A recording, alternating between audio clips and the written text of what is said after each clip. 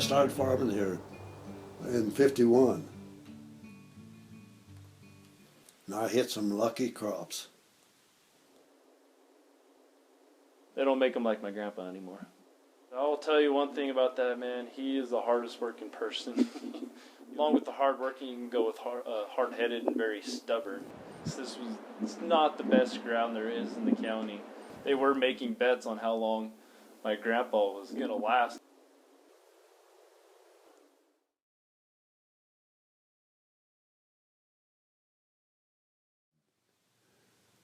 I started out raising 3 acres of tomatoes, and boy, that was a gold mine.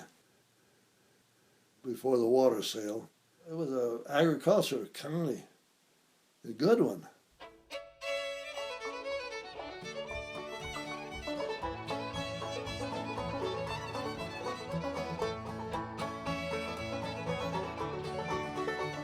It looked a lot different in those days with a lot of melon fields and alfalfa and corn and maize. And we had factories in the county. We had our sugar factory in the little town of Sugar City.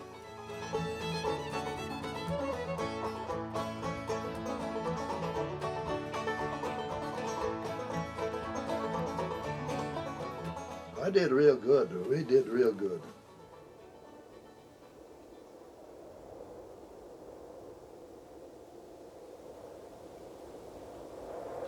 All that's gone.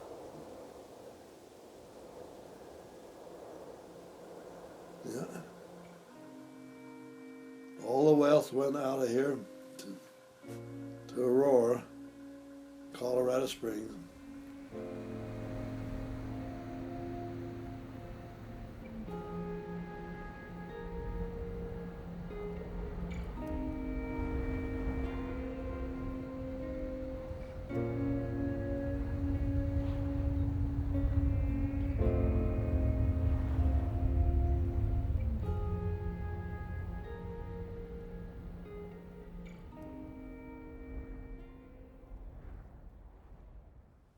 Cladco came in as a corporate entity. Farming outfit. Farming, they wanted to farm, they said.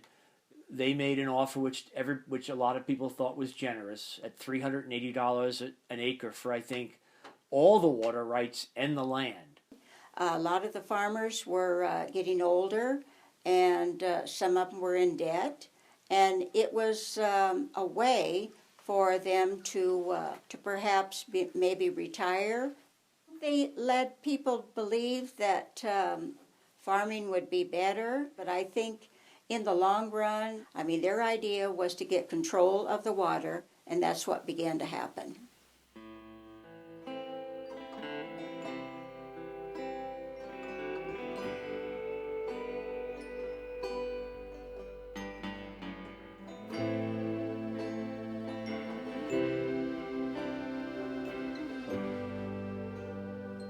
Pueblo West offered me $1 million for my 30.5 shares.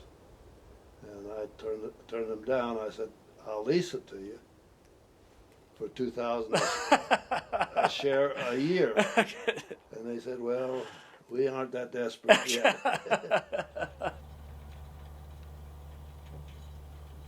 You have to remember, it's not like people got wealthy.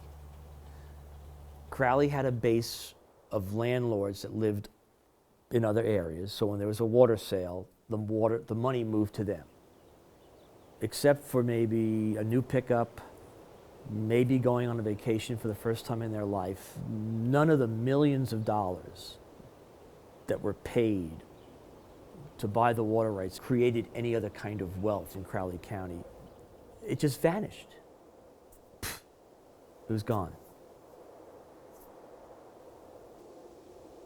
This last decade and a half have been awful difficult. I think we're down to about 4,500 acres. And remember, we have a system built to irrigate 50,000 acres. So we have a big-ass ditch, big, that starts in Boone and runs all the way to Sugar City. And we really haven't had, since 2002, what I would call any kind of continuous decent water supply. We haven't had a full crop probably since 2001, 2002. So that's discouraging. Plays games with your head. It worries me. Just driving, you can just drive anywhere in this county and you'll just see, oh, that's a weed patch. But if you look there, oh, there's an irrigation ditch. That used to be farm ground and everything. It's getting harder and harder to get my water to my farm because we have to get water down open ditches. Well, those are all full of tumbleweeds. You can have all the best fertilizers and seed and everything, but if you don't have the water, there's still bills, there's still equipment payments. Essentially, our landscape is a cycle of, if it doesn't rain, we have blowing dirt storms, reminiscent of the Great Depression.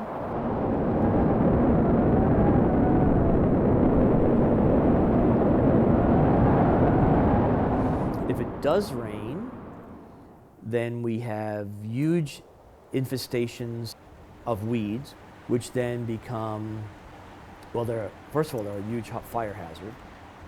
We had a terrible fire several years ago that essentially followed all the drainage ditches, which were filled in with weeds.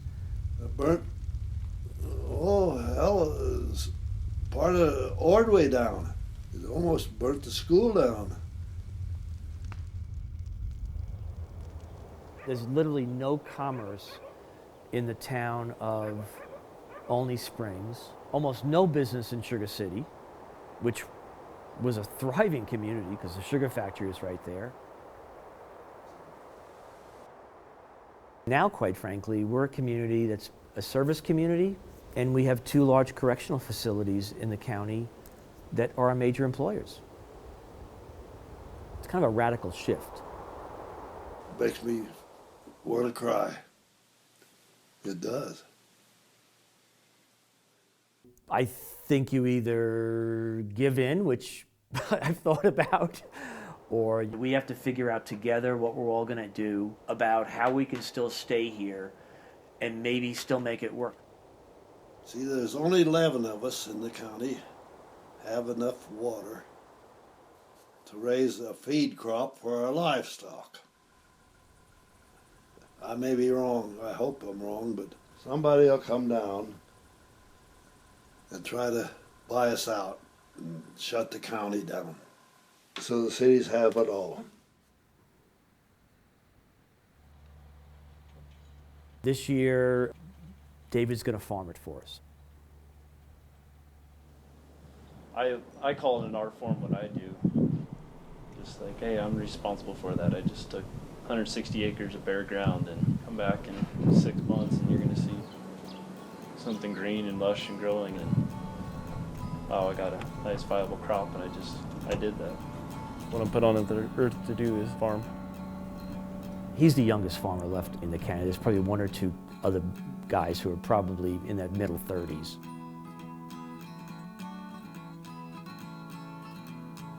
God bless him, David's going to give it a shot. My grandpa farmed it for 60 years. I can see myself farming until I fall over dead and calling that retirement. So, At the moment, I like where I'm at. Just need more water.